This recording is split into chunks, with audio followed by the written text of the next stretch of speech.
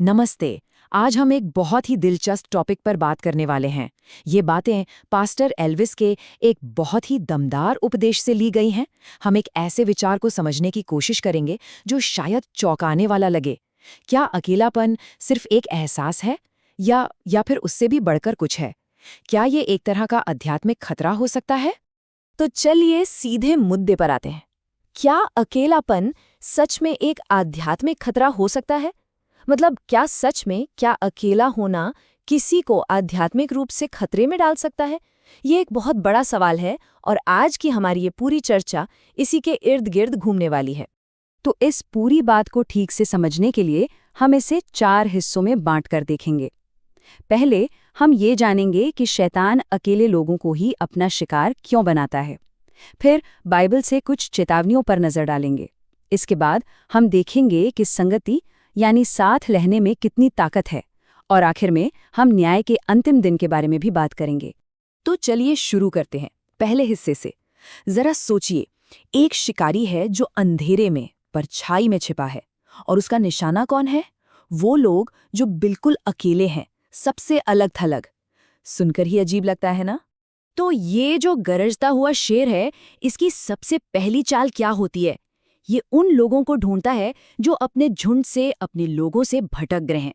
और हाँ, ये सिर्फ फिजिकली अकेले होने की बात नहीं है, ये स्पिरिचुअली, इमोशनली अलग थलग महसूस करने की भी बात है। एक ऐसी फीलिंग जो हम सबने कभी ना कभी महसूस की है।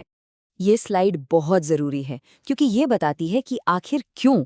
मतलब शैतान लोगों को सिर्फ अकेला नहीं करना चाहता, उसका इरादा तो उन्हें पूरी तरह तबाह करने का है।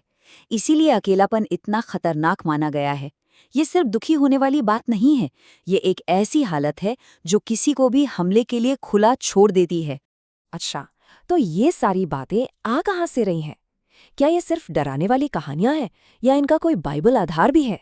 चलिए अपने दूसरे हिस्से में चलते हैं और कुछ सबूत देखते हैं। चलिए शुरुआत करते हैं आदम से। बाइबल के मुताबिक खुद परमेश्वर ने कहा था कि इंसान का अकेला रहना अच्छा नहीं है, और जब आदम अकेला था तभी उसे धोखा दिया गया।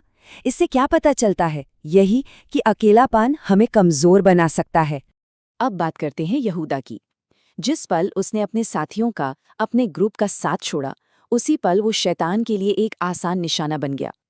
ये एक बहुत बड़ी चेतावनी है कि जब हम खुद को दूसरों से अलग कर लेते हैं तो क्या हो सकता है। और वो खोई हुई भेड़ वाली कहानी, वो सिर्फ एक प्यारी सी कहानी नहीं है, वो असल में एक चेतावनी है।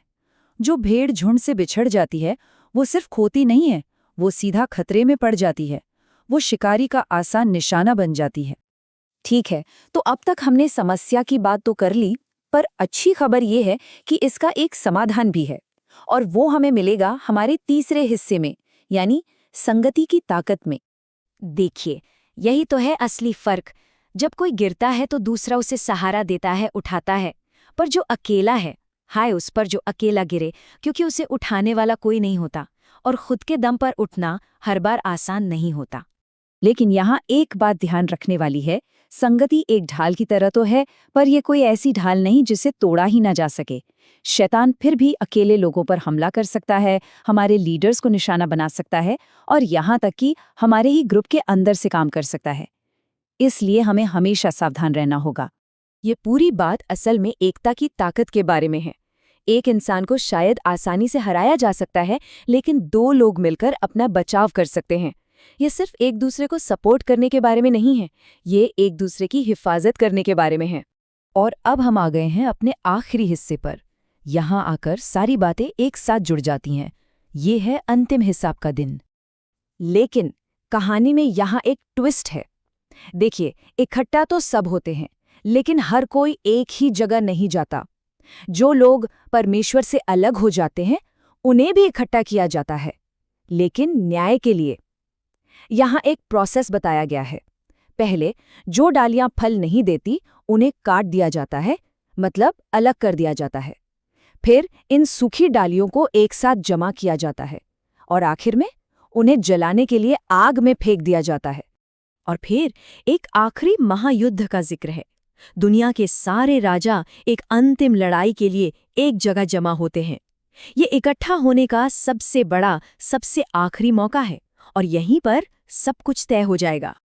और ये सारी बात आखिर में इस एक चीज पर आकर टिक जाती है। अंत में हर किसी को किसी न किसी समूह में इकट्ठा किया जाएगा। असली सवाल तो ये है कि कोई किस समूह का हिस्सा होगा।